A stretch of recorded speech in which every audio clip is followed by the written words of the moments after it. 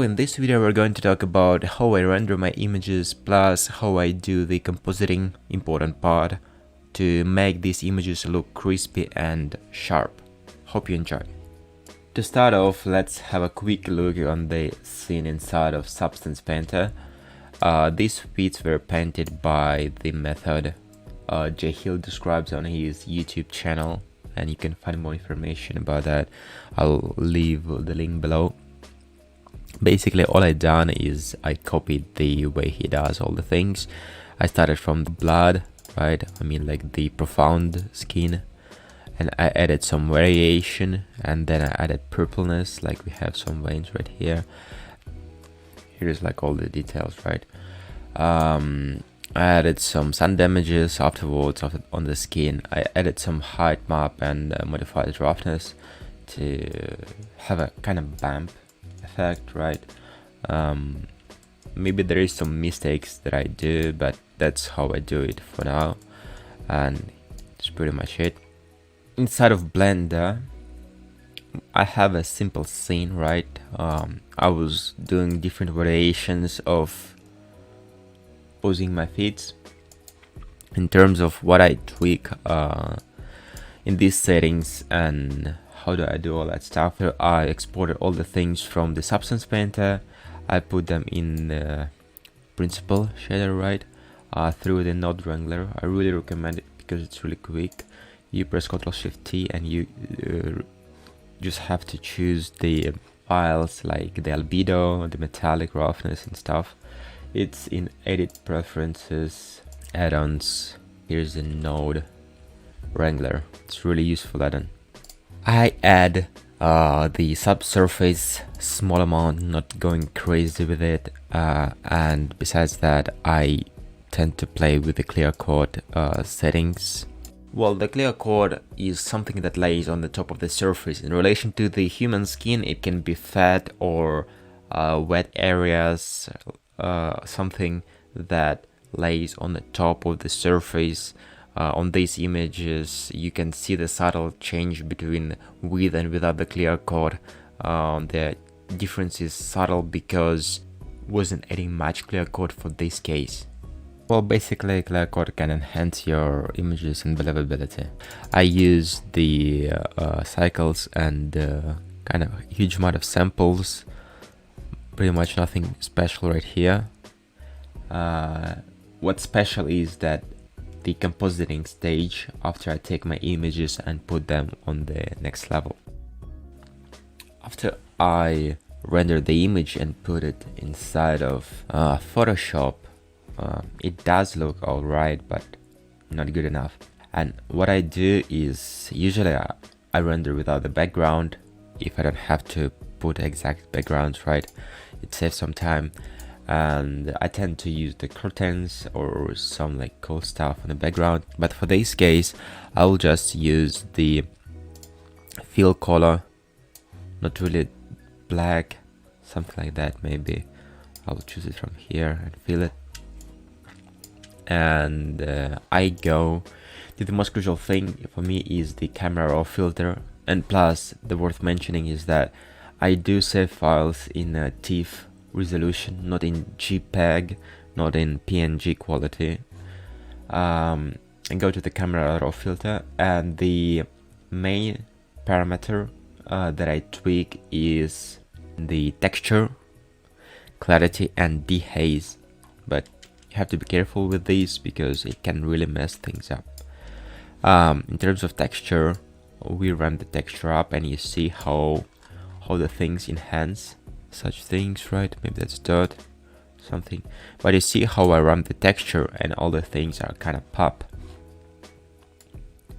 And in terms of like clarity and dehaze, same things. You should just tweak and see what works the best for you.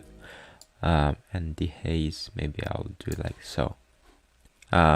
Exposure, contrast, highlights and all that stuff, it's optional. You can tweak that, it's alright, and it applies and we see more crispier image, which is cool.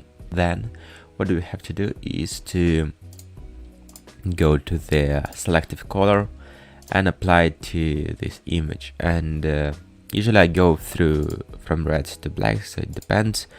But what I do is just have my reference on the other screen and try to replicate and kind of by the gut, like how I feel,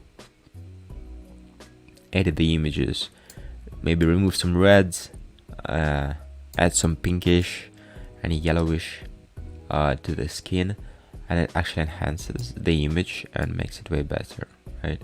After I'm satisfied, I might go to the different settings like saturation and maybe just remove a bit saturation for this particular case.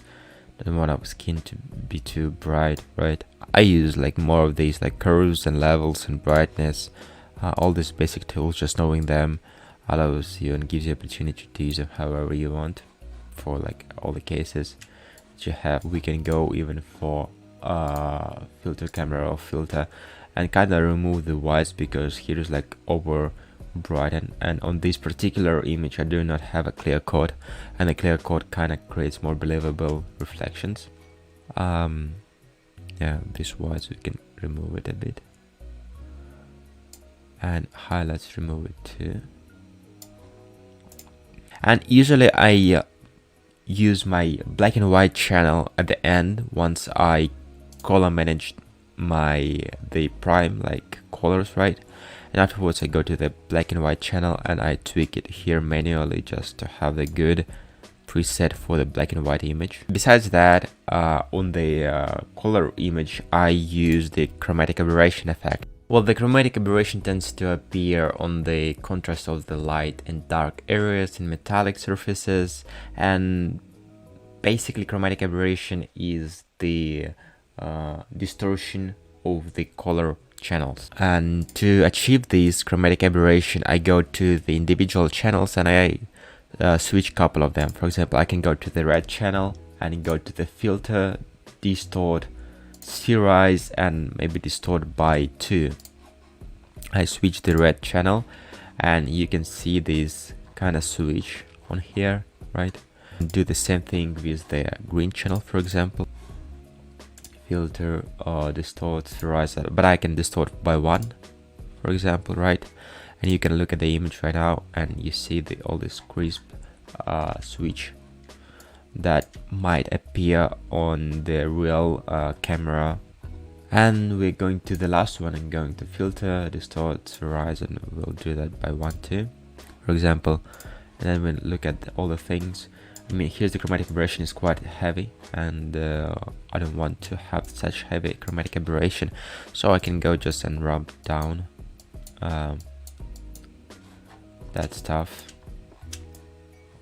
remove the chromatic aberration from the background and from the places where we don't want to see this thing pop.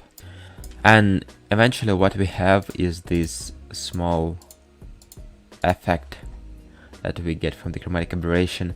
If this is something like small and this is subtle and maybe not worth time spending, but I tend to add the small amount of the chromatic aberration. I might sometimes manually edit the photo and see very good and bad, but this switch kind of makes more believability, right, to the image,